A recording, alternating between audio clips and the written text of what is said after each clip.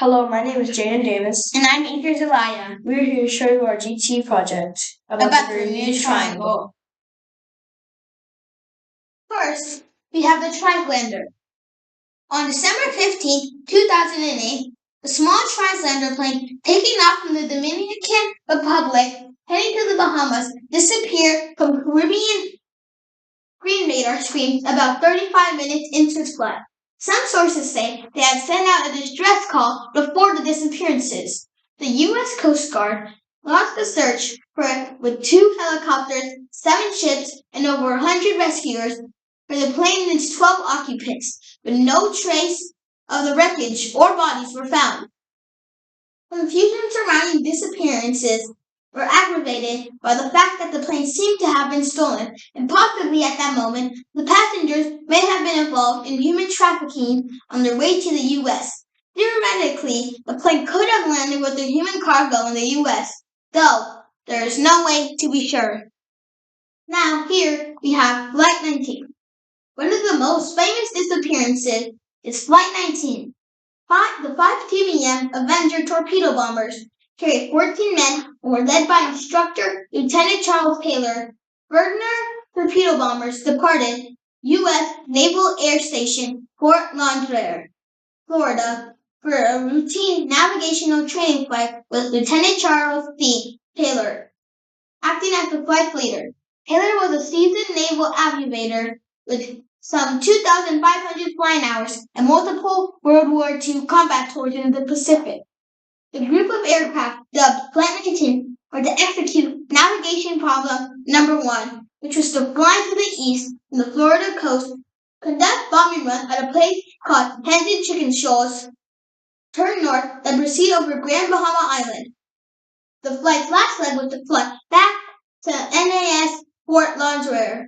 The weather was projected to be relatively normal, except for a few scattered showers. On the first leg of the flight, everything went as planned as they dropped practice bombs without incident. As the group began to turn north for the second leg of the journey, trouble began for Flight 19. At approximately 3:45 p.m., Fort Lauderdale's flight tower received a message from Tyler, who repeatedly sounded confused and worried. "Cannot see land," Tyler said. "We seem to be off course." "What is your position?" the tower responded. As the 2020s, no trace of the 5 TBM Avengers or the PBM Mariner and the 27 missing aviators have been found. The most likely conclusion is that the TBMs ran out of gas and ditched at sea, and the PBM had a mid-air explosion. Bruce Sherman.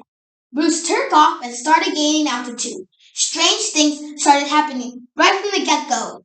At an altitude at about 1,000 feet, he noticed a small cloud up ahead, but it kept growing, not from the plane getting closer. This thing was actually getting bigger in size. Bruce had to fly through it, and it came out of the other end just fine. Another mysterious cloud appeared at 11,500 feet. This one was massive, and Bruce had no other choice but to fly through it too. So he concentrated, took a deep breath, and in they went. At that moment, it got dark as night all around the aircraft. Not a single sliver of sunshine got through. But this wasn't a storm cloud, and it wasn't raining. Bruce was starting to get worried. And then, bam! He saw flashes of white light. They would appear and vanish quickly like lightning, and the pilot knew this was certainly no plane. The flashes were so bright, they lit up the whole space around them. Bruce kept flying for another 30 minutes when he realized this was the same cloud he had gone through earlier when he started to climb. But now the cloud was cylindrical, and the plane was flying through its center. It was about 1 mile wide and seemed endless. Bruce thought he could never get out of the truck, but a minute later, he saw light at the end of the tunnel. He kept that yell straight ahead. He was almost out of this nightmare, but suddenly, unexplainable things started happening again. The walls of the cloud tunnel began to narrow. They were closing in on the plane. The navigational instruments started wigging out. The compass was spinning by itself, counterclockwise. The electronic instruments were all malfunctioning. It was like the plane was being operated by something else, or it was moving inside some kind of current. All of Bruce's attempts to take control were no avail. He kept flying through that tunnel, bound and determined to get out of this thing and live to tell a tale. The walls kept narrowing, smaller and smaller, wrapping like a vortex. Bruce was running out of time. He had to get out of this place fast. The next 20 seconds were the most intense of his life, but then he burst out of the foggy trap. As Bruce described later, he felt weightless for 5 seconds as his plane left the tunnel. Clouds dispersed, and now the aircraft was in a grayish haze. The men let out a big sigh of relief. He immediately grabbed the radio and contacted ground control. Bruce wanted them to determine his location. But when the dispatcher looked at the green screen, his face became contorted confusion. Bruce's plane wasn't on the radar. It was as the thing was invisible. But then the dispatcher said the aircraft was already in Miami airspace. Bruce was utterly shocked by this information. It couldn't be true. The distance the Beechcraft was supposed to cover was about 250 miles, 400 kilometers. Remember, the whole trip usually took around 90 minutes. But this time, it took 47 minutes to get to the destination. This model of the aircraft could only cruise about 180 miles per hour.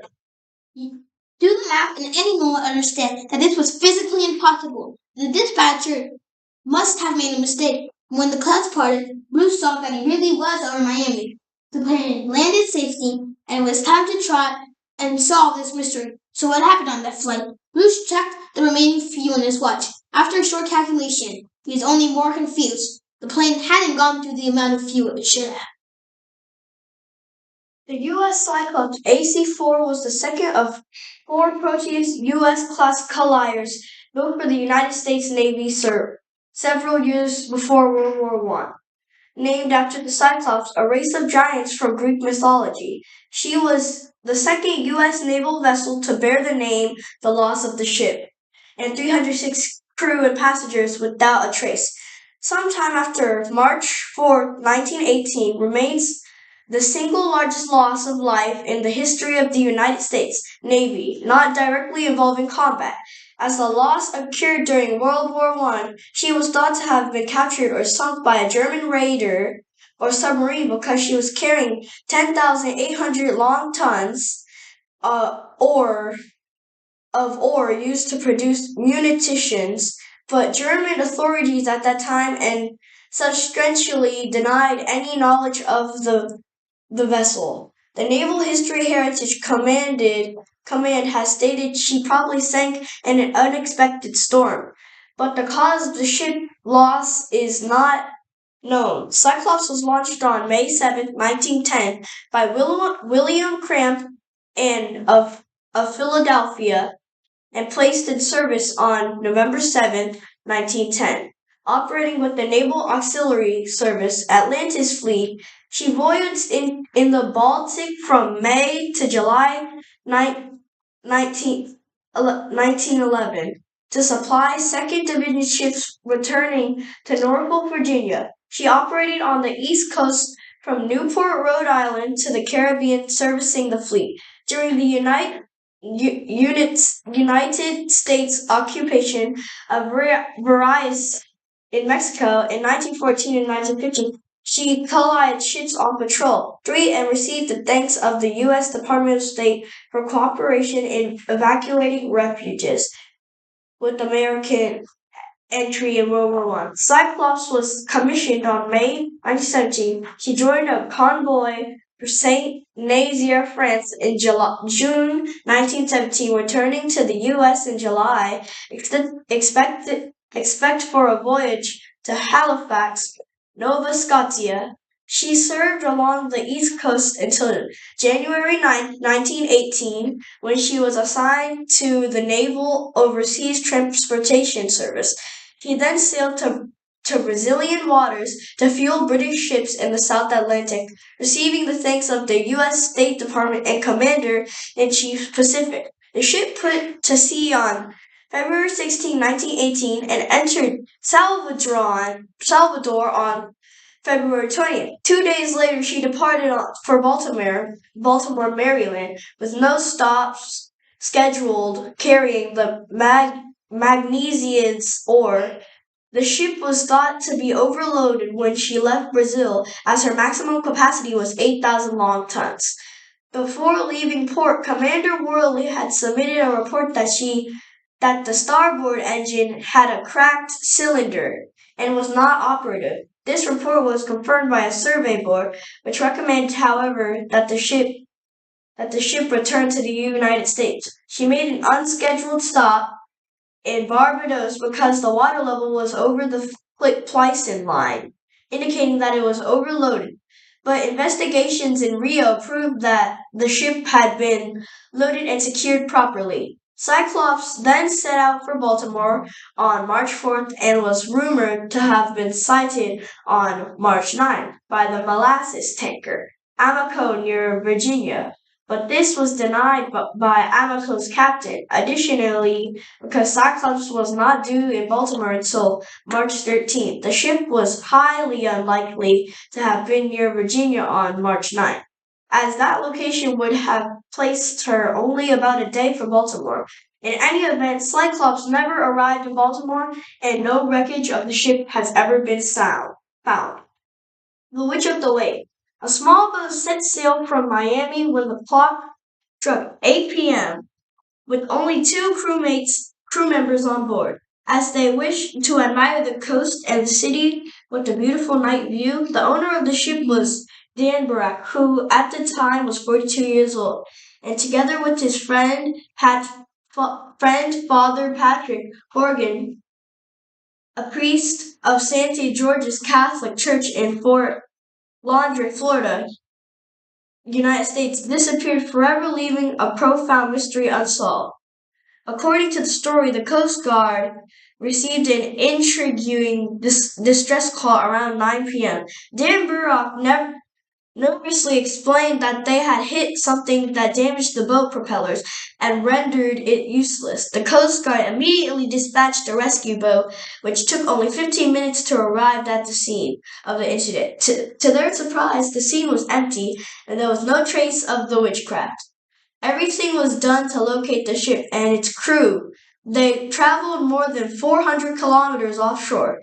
The investigation contacted nearby crew members to be alert in case of a possible sighting of the witchcraft, and tirelessly searched the entire coast of Florida, even with professional divers. Still, they have yet to obtain any information or clues about it. Time went by, and after a week of intense and exhausting search, they closed the case of the ship that went up in smoke.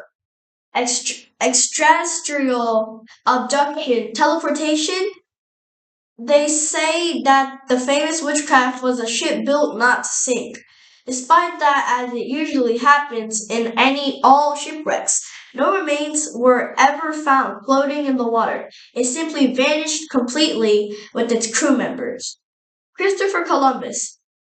In the account, it said he noted that the ship's compass began malfunctioning strangely. Mysterious lights over the water, and at one point he even saw a fireball fly through the sky and crash into the sea. However, at this time they were running low on food and morale among us. The crew was already low, so allegedly Columbus was trying to be so low key about the crazy things that we're witnessing. On September 17, he described issues with the compass, saying the pilots took the sun's amplitude and found that the needles varied to the northwest. A whole point of the compass. The seamen were terrified and dismayed without saying why. He says that the ship's admiral discovered the cause, saying the cause was that the star moved from its place while the needles remained stationary. On October 11th, Columbus wrote they had encountered a heavier sea than they had met with before in the world voyage. Our theories. The rare phenomenon of bond lightning may also form in such electrical storms, which could account for the strange lights reported being seen in the Bermuda Triangle, like the ones Columbus reported. It also has some of the deepest underwater trenches within it, so wreckage could have potentially fallen far beneath the ocean surface, For example, much of the seafloor of the Bermuda Triangle is about 19,000 feet below the sea, but the trench near Puerto Rico reaches nearly 28,000 feet below sea level. Additionally, scientific research showed that there is no evidence that disappearances happen more frequently in the Bermuda Triangle than in any other part of the ocean. Atlantis. Atlantis is the legendary island civilization that existed, which were written about by Plato, though it was supposed to have existed 9,000 years before his time. They were supposed to be an ancient naval power, but according to legend, the entire kingdom disappeared into the sea in the just day. In 1970s, a writer named Charles Berlitz hypothesized that Atlantis disappeared into the Sea of the Bermuda Triangle, perhaps itself as a victim of the Bermuda Triangle. Some have said that this is supported by the fact that there are rock formations in the Bahamas off the coast of Bimini that look like man-made walls and streets. Scientists, however, have found them to be naturally formed rocks formation. Berlitz further hypothesized that the technology of the people of Atlantis may have been the continued source of the mysteriously sinking ships and planes. There are some who believe that time operates differently in Atlantis, and those who have been lost in the Bermuda Triangle have continued to live there as a part of Atlantean society. Now that is it for our poster board. So now we will show you our board game. So, here are the rules of our board game. Here are the rules of our board game. There is only up to 4 players. Only up to 4 players. First to make one lap around the board wins. If you land on an exclamation mark, you draw a card, and if you land on an X, you draw a card. If you lose all of your lives, you lose. And No cheating. no cheating. Now we will play. But there are only 2 of us right now. No. There's 3 of us. Yeah, Evan, come on. Okay. Here is our friend Evan, and he is going to play with the board game with us. Voluntarily. Everybody. So here we have the pieces we have the characters. Put them at the top of the board. And here are our cards. Oh, and we can't forget the dice. So here are the 3 lives. Each player has 3 lives.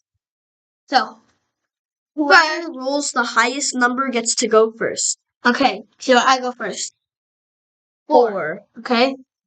6. 4. Okay, I get to go first. Now you roll. 3. 3. 1, 2, 3. Oh no, I draw an X. Go back 2 spaces. 1, 2. I landed on an exclamation mark.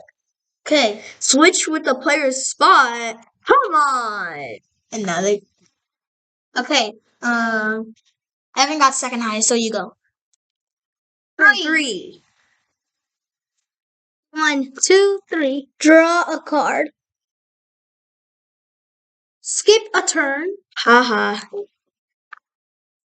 Okay, my turn. 2. 1, 2. Draw a card. Uh-oh. Go back 5 spaces. Then get 1, 2, 3, 4, 5. 5. 1, 2, 3, 4, 5. I'm winning. Okay, Evan. But Evan got to skip. Oh yeah, I got skipped. my turn. So now it's Iker's turn. 2. 1, 2. My turn. Jaden, your turn. 4. 1, 2, 3, 4. Green card. No, that's nothing. Now it's my turn. 4. 1, 2, 3, 4. I'm safe. My turn. 3. 1, 2, 3. Iker, you better catch up. Skip a turn, dang it. 1. Haha. Skip a turn. Okay. Evan, your turn. Evan gets to go twice now. 5. 1, 2, 3, 4, 5. Again, because Iker also lost his turn. 6. 1, 2, 3, 4, 5, 6. Oh. Now again, because Jaden lost his turn. True. No, Evan. 1. Yes, What you do I landed get? on an X. Minus 5 spaces. 1. Okay, my catch turn. up. I'm ahead. Catch up. 2. 1, 2. 2. 1, 2. I'm catching up, Evan. 1. 1. Oh shoot, what do I get? Exclamation mark. Switch with a player's spot. Oh, you're at the front. Who do you want to switch with? Why do you want to go to the back? I don't know. Make it a challenge. 6. 1, 2, 3, 4, 5, 6. I almost landed on an X. 3. 1, 2, 3. Turn. 6. 1, 2, 3, 4, 5, 6. Here you go. So far, nobody lost their lives. 3. 1, 2, 3. 3. 1, 2, 3. My fell over that. 1. 1. Oh no! I mean, yay! Exclamation mark. Take a player's life. Oh no, don't do me. Jaden. What? Alive. 6. Take that. 1, 2, 3, 4, 5, 6. Yes. Another exclamation. Plus one space. Let's go. My turn. And throw. 4. 1, 2, 3, 4. Evan needs a miracle. I definitely do. 5. 1, 2, 3, 4, 5. Oh, don't. Roll again. No. Catch up. 2. 1, 2. I'm winning. 3. 3. 1, 2, 3. Evan, I'm your turn. winning.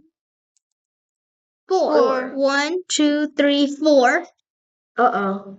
1. Oh no. Lose a life. Dang it. No. Oh wait, no, it's Evan's turn. 2. 1, Two. 2. No, exactly. Pick a player's life. Don't do me, please. Don't do me. I don't want to. Really? You have one life. 1. My Why do you turn. miss when it's 5. Oh. 3, 4, 5. Yes. Yes. Lose a life. Dang it. I just gotta get. If I roll a 6, I win. No. 1, 2, 3, 4. Roll a 1, please. Roll a 1. Roll Evan, a your 1. turn. Roll a 1. Roll a 1. 5. 1, 2, 3, 4, 5. And then you get switch with the player. You're gonna get switched. Space. Plus 1 space. Rats. You're sure. Come on. I need it. I need a win. 5. 1, 2. I'm the champion. No, that's too many. You only need 2 to win. No, you win, Jaden. That's it. That's RGT presentation. Thank you for watching. Peace.